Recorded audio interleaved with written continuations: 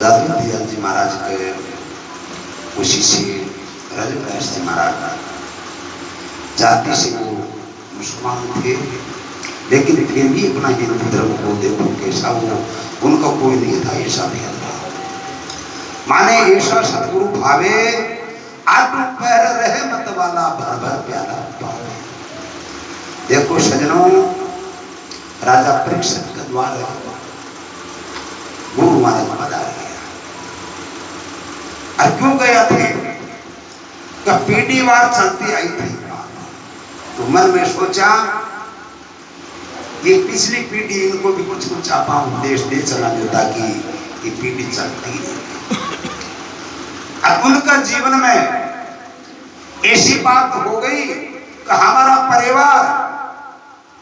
पूरा समाप्त से नहीं, एक ही जीव बचा हुआ था, उसका नाम राजा परीक्षित था। उनका भावना मन में ऐसा विचार हुआ, मैं कभी साधु संतों से संपर्क नहीं करूंगा। इनका हमारा बुजुर्ग ये संपर्क करा, लेकिन सबका आज नाश हो गया था। इनको पता नहीं था जो शरीर तो चाहिए कैसा ही हो जाएगा एक दिन, लेकिन उसको उल्टी बैठी हुई थी। फिर भी गुरु महाराज आया तो सैनों मन में विचार किया कि आपा भी अंतिम में एक बार तो गुरु महाराज से दर्शन पा लिया। गुरु महाराज आकर कहते बेटा ठीक है कोई बात नहीं, तुम आज तक है जब से तुमने जन्म विचार के दिल में आया, जब से तुम साधु और संतों का दर्शन तुमने नहीं पाया, लेकिन फिर भी मैं आपको कहता हूं वो एक वचन मेरा मान लेना,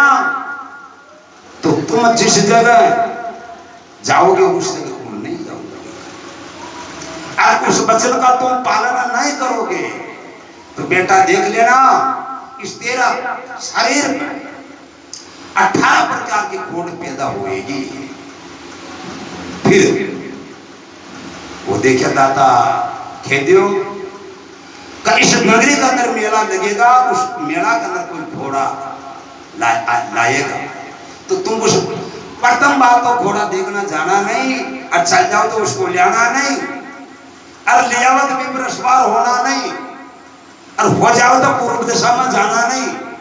और पूर्व दिशा में चल जाओ तो कोई मिले जो बातचीत करना नहीं, और अतरी करते बातचीत करे तो बड़े कर नमटिया जी बन घर ले जी मत, और घर ले आओ तो साथ फेरा तो मत खा दे दादा साहब, और साथ फेरे खावे ना तो कदे एक मत करा जी,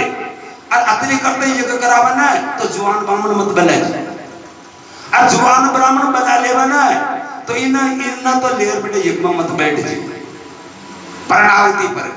और अतरी करता था वो हारा काम न डटनी आवे तो ये खापण में तो लेर मत बैठ जी। राजा परीक्षित के वे ये अति बात बता रही हो, लेकिन इसमें एक भी बात नहीं होगी। मैं मेला देखना ही नहीं चाहूंगा तो फिर ये कार्यक्रम होगा ही कैसे, तो मेरा कोई भी दुख तेरे लागू नहीं रहेगा। सजनों समा कुछ बीतने के बाद में वहां एक कुंभ जैसा मेला लगा दिया किसी ने, हजारों घोड़ा, लेकिन सब घोड़ा का मोल हो रहा, लेकिन एक घोड़ा को कोई संसार में मोल करने वाला मेला ही नहीं है ना। तो उस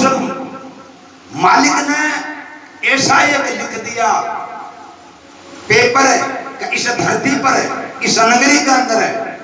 ऐसा कोई शूरवीर पैदा नहीं हुआ जो ताकि मेरा घोड़ा को कोई खरीदने वाला हो। राजा परीक्षित देकर तेरी मुझ तो न कटो है ना, तो धन की कमी नहीं थी, जाकर घोड़ा खरीद लिया और घोड़ा को जाकर बांध दिया, और मैंने कह दियो भाई वो घोड़ो तो बंदे उड़ो आचो तो सराजो भूख तो सुई मत नाग जो, और मैं यहीं पर बैठो तो कौन ना भाई मेरो देख भाई चल गयो घोड़ो भी खरीद लिया, पर बैठो कौन बने एक दिन घोड़ो ये खरीद जो डटनी ना आयो बैठ भाई पूर्व दिशा न चला आप तो पीछम दिशा न दौड़ाओ, जो दौड़ाई तो पीछम न पनमा दशा छोड़ो बिको बेकी ऐसे जो पूर्व में जब वहां बढ़े जाते ही एक माया रूपी सुंदरी खड़ी होगी। राजा परीक्षित देखो ऐसी तो आपा पहले 7 रानिया ले ले न छे ये भी की जीव्याई को नहीं की फटतली जशी तू है ना चक्कर भूयो जो बातचीत करी तो बाकी भाई मैं तेरे से बातचीत नहीं करूं है ना मैं तो पतिव्रता नारी का समान मेरा धर्म को मैं पालन करने वाली हूं तुम मेरे से बातचीत करना हो तो मेरे साथ तुम शादी करो तो सजन राजा परीक्षित उसको स्वीकार करके ले आइए अल्लाह कर उसके साथ शादी हो गई पीछे मरे में विचार करो रो ढोड़ो डबांडो हाल आखोड़ के नाते तो थोड़ा कलेश पैदा न हो तो बड़ा ज्यादा होगा तो सजनों फिर वाक होने लग गई उस वंश का अंदर सौ यज्ञ करा हुआ था लेकिन आज राजा परीक्षित ने एक भी यज्ञ पुण्य नहीं किया मन में बात सहन नहीं हुई तो यज्ञ को आरंभ शुरुआत कर दी तो सजनों 7 दिन का था होगा आखिरी दिन आ रहा नौकर को कहे अब जाओ तुम कोई ब्राह्मण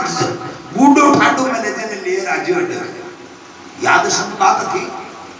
और मैं मारो बंदोबस्त करूं तो नौकर चारों दिशा में फरिया बनवा बूढ़ा बावने मिल जाए कोन खड़े घूम लागे वही कुछ को मेलो वही भाषार के नाता बूढ़ा तो ये कि न मिले तो अब परनावती में काम चालेगी तो सजनों राजा कहते हैं लियो कोई बात नहीं आ तो कई बात आगे है ना तो वे जवान में लिया या 2-4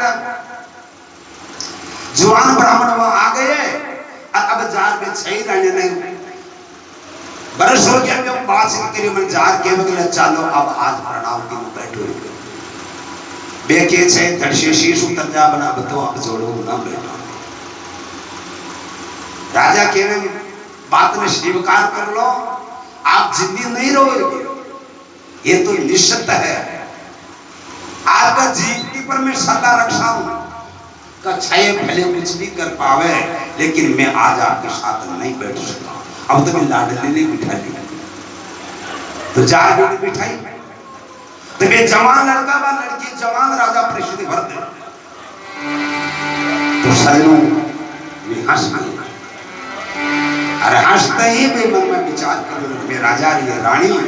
अरे बदमाश आज मेरी रानी की तरफ देख कर हंस रहा वह काटी खापड़ जो चारों का ही भोडिया उतार दी खेल खत्म क्षमा आने पर राजा परीक्षित को 18 प्रकार की खोट पैदा हो गई आज याद रखिए क्षमा अंतिम आत्मा फिर भी गुरु महाराज आकर कहते हैं राजा परीक्षित को देख करके बेटा क्या हाल हुआ कितना काम का एक भी काम बाकी न छोड़ियो तरा दिन उपदेश दियो 10 साल दाता का हाथ इतना ही चला आगे बात कभी और मालूम भी हो भाई आई दाता की तबीयत कैसी शादा के मैं आती से छोटी दिन जारी में नींद नहीं ली और मैं कभी गुरु पूनम पर पहले आई थी और आज ही आई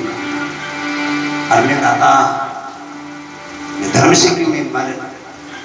मैं आज भजन भी रे प्रोग्राम मैं तो कभी प्रवचन कर कोई सीखे भी कोई जो करतू भी कोई जय हो आई समझना लेकिन आज मेरी कुछ बात है तो सजनों फिर भी गुरुदेव कहते बेटा बोल काम का एक भी बाकी न रहियो और मालूम है बात आता न कितना काम करेगा बेटा हमारा मन बेटा अब मैं फिर भी बात बताऊं का बोलो अभी भी मेरा वचन का तुम पालन कर लेवे तो मैं 18 प्रकार की खोट से तेरे को मैं निर्वंध कर सकता बोलो सतगुरु दयाल की तो राजा परीक्षित कहते हैं गुरु महाराज का तुम हाय करना केवल स्वीकार करना है ना करना तो शरणु राजा परीक्षित कहते हैं कि तेरा कुल के अंदर ऐसा महान शूरवीर महान सती कहा कि भूंदे आम को भी वह सर्जित कर दिया भाटा का चावल बना दिया लोखा की काट की गाय से दूध प्रकट कर लियो हाँ ना जतरे खोड जड़ती गई लेकिन आखिरी अंतिम बात क्या कहते हैं गुरुदेव का देखे राजा परीक्षित का उस युग का उस समय में उस भारत के अंदर युद्ध हुआ था, जब तेरा वंश के अंदर कोई ऐसा शूरवीर था जो पकड़ हाथी की भूसड़ी ऊपर यार फांचा जो हाथ तो धरती पर ना आया का भाषा पड़ी पता ही हाथी ना पकड़ भूसड़ी फांचो ना वो फांचो धरातल पर ना आयो हालत की राजा परिषद के वह शांत नोई हुई था वारे की बोल जो की बोलो सतगुरु